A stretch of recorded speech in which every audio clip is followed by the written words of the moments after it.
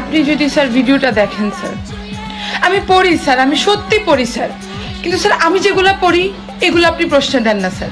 কি আর জানি স্যার আপনি এগুলা প্রশ্ন দেন না স্যার।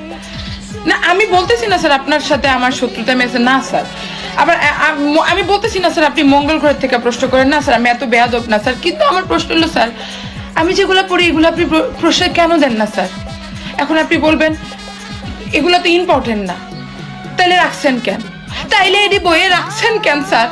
আমি তো অনেক আশা নিয়ে পড়ি, আমার মতো যারা আমরা তো সহজগুলো অনেক আশা নিয়ে পড়ি, কিন্তু স্যার আপনারা সহজ প্রশ্ন দেনই না স্যার। প্রশ্নে দেখলে মনে হয় এগুলো আমার ক্লাসের প্রশ্ন না, অন্য ক্লাসের বড় ক্লাসের প্রশ্ন এগুলো, আমি এই ক্লাসের না, প্রশ্ন ভুল করে আমার কাছে আসছে এরকম মনে হয় স্যার পরীক্ষার হলে। এমন করেন কেন স্যার? স্যার এরকম প্রশ্নের মধ্যে ভাগাভাগি না করলে হয় না স্যার? একটু সহজগুলোও দেন, মাঝে মধ্যে সব প্রশ্ন সহজ প্রশ্ন দিয়া করেন।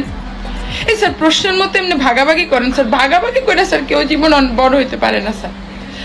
এরকম এরকম করেন না স্যার, আমরারও তো পাস করার একটা শখ আহ্লাদ আছে স্যার, আম্মা আব্বু তো টাকা দিয়ে পড়ায় স্যার, এমনি ফেল করা শুরু করলে তো স্যার লাথি দিয়ে বাসার থেকে বের করে দিব। একটু সহজ প্রশ্ন দেন স্যার, আমিও পড়াশোনা করতে চাই, পাস করতে চাই।